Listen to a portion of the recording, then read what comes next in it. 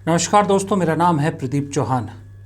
बात समझनी है तो पूरी सुननी होगी। और दोस्तों, कल शाम को मुझे एक फ़ोन आया और उस फ़ोन पे जो शख्स दूसरी तरफ बात कर रहे थे वो गुजरात से थे। गुजरात से मुझे फ़ोन आया था और वो मेरे वीडियोज़ अक्सर देखते हैं। उस शख्स ने कांग्रेस को लेकर जो बात कही, दरअसल मुझे लगा कि आज उस पे बात होना ज़रूरी है, क्योंकि वो कहीं ना कहीं ये जो कांग्रेस में बदलाव की कोशिश हो रही है या कांग्रेस में जो भी इस वक्त चल रहा है, उसके बीच में वो बात कहीं दबी रह गई है। आप यूं कहें कि कांग्रेस बहुत बड़ी संगठन के रूप में बहुत मजबूत इमारत खड़ी करना चाह रही है, लेकिन वो जो नींव में लगे पत्थर हैं, नींव में लगे जो ईंटें हैं, उन्हें क्या तकलीफ है उसका जिक्र नहीं हो रहा। उसका जिक्र होना चाहिए। उस शख्स का यही कहना था कि उनके बारे में बात क्यों नहीं हो रही है। मैं उस शख्स का नाम नहीं लूँगा, क्योंकि मैं नहीं चाहता कि जो उस शख्स ने उन्होंने जो अपना दुख बताया मुझे या अपने जैसे कई लोगों का दर्द साझा किया, उसमें और बढ़ोतरी करूं, क्योंकि मैं नाम लूँगा तो हो सकता है किसी के नोटिस में आ जाएं वो, और फिर और प्रॉब्लम हो जाए। अगर वो कहेंगे तो कभी उनका नाम भी ले लूँगा। दरअसल उन शख्स ने एक बात कही। उन्होंने कहा कि कांग्रेस में जो कुछ हो रहा है बहुत अच्छी बात है, लेकिन जो कार्यकर्ता सड़कों पे होता है, जो कार्यकर्ता कांग्रेस नेताओं की रैलियों में आता है, जो कार्यकर्ता कांग्रेस के लिए लड़ता है, जो कार्यकर्ता ऐसे झंडे उठाए सड़कों पर कांग्रेस का लिए नारे लगाता है, जो कार्यकर्ता ऐसे पुलिसिया डंडे या पुलिसिया कहर झेलता है प्रदर्शन के दौरान, उसकी बात कौन करेगा। दरअसल ये बात वो है कि कांग्रेस के इस वक्त जो कार्यकर्ता हैं वो ज़्यादातर घर क्यों बैठे हुए हैं। कांग्रेस को इस चीज़ की चिंता है ना। हम भी सवाल उठाते हैं कि कांग्रेस के जो घर बैठा कार्यकर्ता है उसको बाहर निकालना पड़ेगा। राहुल गांधी जो कोशिश कर रहे हैं वो काबिले तारीफ़ है कि कांग्रेस को संगठन के रूप में मजबूत करने की कोशिश कर रहे हैं, लेकिन इस सब कवायद के बीच में वो ज़िला अध्यक्षों को सबसे मजबूत करना चाह रहे हैं, ज़िला अध्यक्ष को रीढ़ की हड्डी बनाना चाह रहे हैं, ज़िला अध्यक्षों को पावर देना चाहते हैं, प्रभारी और प्रदेश अध्यक्षों की रिस्पॉन्सिबिलिटी और जवाबदेही तय करना चाहते हैं। बिल्कुल सही है, होना भी यही चाहिए। लगातार 3 दिन राहुल गांधी, मतलब अलग अलग दिन में, पूरे देश के आए 700 से ज़्यादा जिला अध्यक्षों से मिले, उनकी बात सुनी। 15-16 घंटे कांग्रेस हाईकमान ने उनकी बात सुनी, उन्हें अपनी बात कही, उनका जोश जगाया, उन्हें आगाह किया कि ज़मीन पर कैसे पार्टी को मजबूत करना है। और इसके बाद अगला पड़ाव है जो गुजरात में अधिवेशन होना है 2 दिन का, 8 और 9 को। गुजरात बहुत सोच समझ के चुना है कांग्रेस ने। तो जैसा कि वेणुगोपाल जी ने आपको बताया कि आज तीसरे राउंड की बैठक हुई, जो बचे हुए राज्य थे, मैंने कल और परसों पिछली बैठक के बारे में आपको बताया ही था। तो जो बचे हुए राज्य थे, 6 राज्य और 2 टेरिटोरियल कांग्रेस, उसके 302 जिलाध्यक्षों ने आज बैठक में भाग लिया। बड़े खुले मन से सबने अपनी बात रखी, सबसे सलाह मशविरा हुआ। राहुल जी, खड़गे साहब, वेणुगोपाल जी लगातार बैठे। पिछली 3 बैठकों में लगभग 14 से 15 घंटे हमारे नेतृत्व ने जिला अध्यक्षों की बात सुनी और उनके सुझाव लिए। कैसे ग्रास रूट में कांग्रेस को मजबूत करें, कैसे वोटर्स लिस्ट का उनको काम दें, और कैसे जो ये पाइपलाइन बन रही है, इस पाइपलाइन को किस तरह से मजबूती से उसको काम देते रहें, एक्टिविटीज दें, स्ट्रक्चर और फंक्शंस दोनों पर फोकस किया गया। उसके बाद वेणुगोपाल जी ने आपको बताया, अहमदाबाद जो ऐतिहासिक हमारा सत्र होने वाला है 8 और 9 अप्रैल को साबरमती तट पर, गांधी जी के 100 साल कांग्रेस अध्यक्ष बने हुए की 100वीं जयंती है और सरदार पटेल जी की 150वीं जन्म जयंती है। तो वो दोनों गुजरात के हैं। ये गुजरात मोदी और शाह का नहीं है, गांधी और पटेल का है। इसलिए ये ऐतिहासिक सत्र हमने गुजरात में रखने को तय किया है। पहले दिन एक्सटेंडेड सीडब्ल्यूसी होगी, वेणुगोपाल जी ने आपको बताया कि किस किस को आमंत्रित किया है। दूसरे दिन एआईसीसी का सत्र होगा, जिसमें पूरे देश से एआईसीसी के मेंबर्स, पीआरओज, इलेक्शन जो इंटरनल इलेक्शंस हैं उनके, वो सब को आमंत्रित किया गया। अब सवाल ये उठता है कि मैं आज इस मुद्दे को क्यों उठाया, क्योंकि उस शख्स का फ़ोन उसी जगह से आया जहां कांग्रेस ये 2 दिन का अधिवेशन करने जा रही है, यानी गुजरात। उन्होंने मुझसे कहा कि जो पिछले 11 साल में कांग्रेस के कार्यकर्ताओं पर जुल्म हुआ है, कितने ही करोड़ों कांग्रेस कार्यकर्ता हैं जिन पर अलग अलग मामले दर्ज हैं। किसी पर देशद्रोह का मुकदमा है तो किसी पे सरकारी संपत्ति को तोड़फोड़ करने का मुकदमा है, किसी पे फ्रॉड का मुकदमा है तो किसी पे कुछ और मुकदमा है। लेकिन कांग्रेस के कार्यकर्ताओं को डराया गया है, धमकाया गया है। इसके लिए सबसे बड़ा हथियार अपनाया गया कि उन्हें अलग अलग मामलों में फंसाया गया। जो कांग्रेस कार्यकर्ता मजबूत था वो लड़ा, लेकिन 98% कांग्रेस का कार्यकर्ता, हर पार्टी का कार्यकर्ता ऐसा होता है जो कमज़ोर होता है फाइनेंशियली, वो इतनी बड़ी ताकत से नहीं लड़ सकता। फिर ऐसे में क्या होता है, वो 98% कार्यकर्ता थक के, डर के घर बैठ जाते हैं। वो इसलिए बैठे क्योंकि पार्टी की तरफ से ऐसे कार्यकर्ताओं को कोई सपोर्ट नहीं मिला। बात पते की है। जब भी कांग्रेस में बदलाव की बात होती है, कांग्रेस जब आगे फ्यूचर प्लान बताती, बड़ी बड़ी बातें करती है, इस मामले का कहीं जिक्र क्यों नहीं होता। मैंने अभी भी देखा कि इतने दिनों में कहीं भी ना राहुल गांधी ने, ना पार्टी के किसी और नेता ने इस बात पे कोई भी तवज्जो दी, ना इस बात का कहीं जिक्र किया, चाहे ज़िला अध्यक्षों की बैठक हो, चाहे वर्किंग कमेटी की बैठक हो, चाहे प्रभारियों की बैठक हो, कि जिन कार्यकर्ताओं को 11 साल में प्रताड़ित किया गया है उनका साथ देने के लिए या उनको इससे बाहर निकालने के लिए और वापस पार्टी के लिए एक्टिव करने के लिए पार्टी क्या करेगी। गुजरात जा रहे हैं राहुल गांधी जी। उस शख्स के यही शब्द थे मुझसे कि राहुल गांधी से अपील कीजिए कि हमारे बारे में भी सोचो। तो अगर मेरा ये वीडियो कोई भी शख्स इन जो कांग्रेस हाई उसमें है, पावर में है और राहुल गांधी के आसपास है, तो प्लीज़ उन तक ये मैसेज पहुंचाइएगा कि एक कांग्रेस का कार्यकर्ता, कर्मठ कार्यकर्ता गुजरात से जहां आप जा रहे हैं, क्योंकि वहां पटेल की भूमि है, नेहरू गांधी की भूमि है, और गांधी के 100 साल और पटेल के 150 साल कांग्रेस अध्यक्ष के आप वहां सेलिब्रेट करने जा रहे हैं। तो उस धरती की, उस गांधी की, पटेल की धरती से एक अदना सा कार्यकर्ता आपका, लेकिन लॉयल कार्यकर्ता, ये सवाल पूछ रहा है राहुल गांधी से कि हमारे बारे में कब सोचोगे।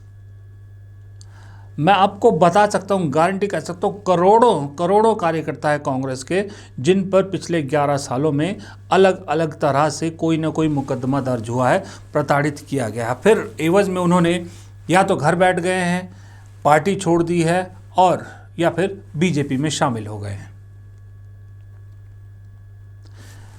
जब आप नींव, मैं आपको फिर वही कहूँगा कि जब आप इमारत बना रहे हैं, नींव को नहीं भूल सकते। राहुल गांधी जी, सबसे पहले आपको ऐसे कार्यकर्ताओं का ध्यान देना होगा, इनकी बात सुननी होगी। गुजरात आप जा रहे हैं 2 दिन के अधिवेशन में, कुछ ना कुछ ऐसा ऐलान कीजिए कि ऐसे कार्यकर्ताओं को एक मैसेज जाए कि नहीं, पार्टी हमारे साथ खड़ी है। और ये मैसेज किसी ज़िला अध्यक्ष, स्टेट प्रेसिडेंट से नहीं, ये सीधा दिल्ली हाईकमान से जाना चाहिए, राहुल गांधी के मुंह से जाना चाहिए। तब आपके कार्यकर्ता का वो विश्वास जगेगा जो 11 साल में चकनाचूर हो चुका है। किसी छोटे मोटे नेता के कहने पर इनका विश्वास नहीं जगेगा। ये वो कार्यकर्ताओं की बात कर रहा हूँ मैं, जो कार्यकर्ता बिना किसी आकांक्षा के, बिना किसी उम्मीद के पार्टी के साथ थे, पार्टी के लिए काम करते थे। जिनको पद चाहिए वो अलग चीज़ है, वो कार्यकर्ता से ऊपर हो गए। जिनको पद चाहिए वो ऐसे केस उल्टाना भी जानते हैं, लेकिन जो बिना किसी लालच के, बिना किसी लालसा के पार्टी का झंडा उठाए फिरते हैं, पार्टी के लिए गोली खाते हैं, लाठी खाते हैं, पानी की बौछारें सहते हैं, आंसू गैस सहते हैं, उनके लिए कोई तो लड़ने वाला होना चाहिए। कांग्रेस ने काफ़ी महीने पहले एक लीगल सेल का जिक्र किया था कि जो है वो कांग्रेस के कार्यकर्ताओं को मुफ्त लीगल एड देगी, लेकिन उस लीगल सेल का क्या हुआ? अभिषेक मनु सिंह भी शायद उसके इंचार्ज थे, वो कहाँ पहुँचा, कहाँ कहाँ उसके राज्य पे अलग अलग कुछ शाखाएं खुली हैं या नहीं खुली है, किसी कार्यकर्ता को अगर मदद चाहिए तो वो कैसे अप्रोच करे, इसका कहीं कोई खुलासा नहीं है। उस शख्स का ये कहना था कि गुजरात से वो हैं, गुजरात में कांग्रेस रिवाइवल की लड़ाई शुरू करना चाहती है और गुजरात ऐसा राज्य है जहां से कांग्रेस का एक्चुअल में दबना शुरू हुआ था, क्योंकि गुजरात को अपनी एक बहुत बड़ी लेबोरेटरी संघ ने बना दिया था। उस गुजरात में ये जो कांग्रेस कार्यकर्ता जिनका मुझे फ़ोन आया था, इन्होंने कहा कि सिर्फ मामले दर्ज नहीं किए गए, हर एक कांग्रेस कार्यकर्ता के दिल में डर बिठाया गया है। अब आप डर समझ रहे हैं, वो डर ये था, बीजेपी के नेता, संघ के नेता या संघ के जुड़े लोग खुलेआम कहते हैं कि जब 2002 में हमारा कोई कुछ नहीं बिगाड़ सका तो अब कोई क्या बिगाड़ लेगा। इस तरह का जब खुलेआम धमकियां दी जाती, खुलेआम डराया जाता है कांग्रेस के कार्यकर्ता को, फिर वो कहाँ हिम्मत करेगा घर से बाहर निकलने की। डर सबको लगता है, परिवार सबको पालना होता है, जिम्मेदारियां सब पे होती है, कार्यकर्ताओं को कोई तनख्वाह तो मिलती नहीं है। बाकायदा उस शख्स को ये जानकर हैरानी होगी, अगर वो मेरा वीडियो देख रहे हैं, वो देखेंगे, मुझे मालूम है कि दिल्ली में बहुत से पदाधिकारियों को लाखों रुपए की सैलरी मिलती है कांग्रेस में, जिन्हें हम नेता सोचते हैं कि नेता के चक्कर में ये पद संभाले हुए, नेता से ज़्यादा वो सैलरी के लिए वो पद संभाले हुए। 2-2, 2.5 लाख रुपया, 3-3 लाख रुपया सैलरी मिलती है बहुत से नेताओं को दिल्ली में बैठे जो AICC दफ्तर में। वो नेता नहीं है, वो पेड नेता है, लेकिन जो ज़मीन पे कार्यकर्ता सब कुछ सहता है उसे कोई 1 रुपया नहीं मिलता। बहुत बार तो कांग्रेस जैसी पार्टी जिसके पास इलेक्शन लड़ने के अभी पूरे फंड नहीं होते, बहुत बार पूरा दिन खाना पानी तक नहीं मिलता इन कार्यकर्ताओं को, लेकिन फिर भी तकरीबन 20 करोड़ के आसपास लोग कांग्रेस को वोट देते हैं। अब ये वोट देने वालों में कितने लोग ऐसे हैं जो कांग्रेस के साथ दिल से जुड़े हुए हैं, कितने लोग ऐसे हैं जो ज़मीन पर कांग्रेस के लिए खड़े होते हैं। अब जब इन पे लाठी टूटेगी वो भी सह लेंगे, पानी की बौछारें गिरेंगी वो भी सह लेंगे, आंसू गैस भी सह लेंगे, गोली तक सह लेंगे, लेकिन जब एक कानूनी शिकंजे के जरिए इनको तड़पाया जाता है, इन्हें प्रताड़ित किया जाता है, इनके परिवारजनों को तंग किया जाता है, तब थोड़ा सहना मुश्किल हो जाता है। और दूसरी बात, राहुल गांधी जी, आज की डेट में आपके कार्यकर्ताओं में सबसे बड़ा डर पता किस चीज़ का है? सबसे बड़ा डर है बुलडोज़र न्याय का। कांग्रेस कार्यकर्ता डरता है कि कहीं वो कांग्रेस के लिए खड़ा हो, किसी धरने प्रदर्शन में हिस्सा ले और सरकार किसी भी मामले में उसे फंसा दे और उसके माँ बाप की मेहनत से बना घर पता लगा कि शाम को घर ही नहीं बचा। ये जो बुलडोज़र न्याय है, ये सबसे बड़ा आतंक का हथियार है इस वक्त। विपक्षी पार्टियां अक्रॉस द पार्टीज, सिर्फ कांग्रेस नहीं, सभी पार्टियों के कार्यकर्ताओं के दिल में डर बिठा दिया है इस बुलडोज़र न्याय ने। राहुल गांधी जी, संगठन खड़ा करना अच्छी बात है, संगठन के साथ कार्यकर्ता को खड़ा करना सबसे बेहद ज़रूरी है, और उसके लिए ज़रूरी है कि आप उनके साथ कंधे से कंधा मिला के खड़े हैं और उन्हें विश्वास दिलाएं कि आपकी हिफाजत की जाएगी, आपके साथ पार्टी खड़ी होगी, आपके घर को बुलडोज नहीं किए जाएगा, ना करने दिया जाएगा, और ज़रूरत पड़ी तो आपके सामने पार्टी छाती तान के, सीना तान के खड़ी होगी। जब आप ये विश्वास जगाओगे, तब गुजरात तो क्या, इस देश का कोई ऐसा राज्य नहीं है जहां आपकी पार्टी मजबूत नहीं होगी। लेकिन उसके लिए ज़रूरी है कि इनके दुख सुने जाएं, इनकी सुध ली जाए। सिर्फ नेताओं बदलने से, सिर्फ नेता बदलने से, प्रभारी बदलने से, ज़िला अध्यक्ष बदलने से, मजबूत करने से कुछ नहीं होगा। ज़िला अध्यक्ष भी तभी तक कारगर है जब तक उसे ज़मीनी स्तर पर कार्यकर्ता मिलेगा, अच्छा कार्यकर्ता मिलेगा।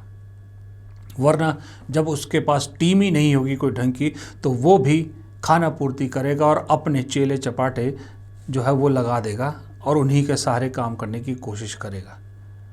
आपको राहुल गांधी की एक नई मुहिम कल जन में जिक्र किया था, जिसका कि कांग्रेस में एक कंप्लीट नई लीडरशिप खड़ी करने की कोशिश कर रहे हैं।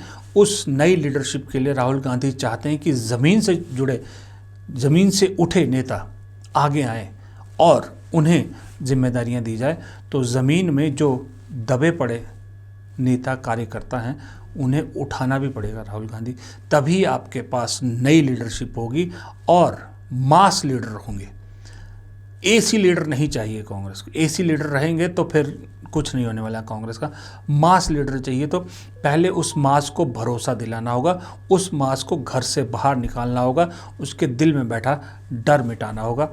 तब जाके आपका गुजरात अधिवेशन का कोई फ़ायदा है, तब जाके आपके ये जो मैराथन मीटिंग्स हो रही है उसका फ़ायदा होगा, तब जाके आपके ज़िला अध्यक्ष हो, प्रदेश अध्यक्ष हो, कोई भी हो, वो तभी मजबूत होंगे। आप कार्यकर्ता मजबूत होगा तो मंडल अध्यक्ष मजबूत होगा, मंडल अध्यक्ष मजबूत होगा तो ज़िला अध्यक्ष मजबूत होगा, ज़िला अध्यक्ष मजबूत होगा तो प्रदेश अध्यक्ष मजबूत होगा, प्रदेश अध्यक्ष मजबूत होगा तो राष्ट्रीय अध्यक्ष मजबूत होगा, और राष्ट्रीय अध्यक्ष मजबूत होगा तो राहुल गांधी मजबूत होंगे, तो राहुल गांधी प्रधानमंत्री पद पर बैठ पाएंगे।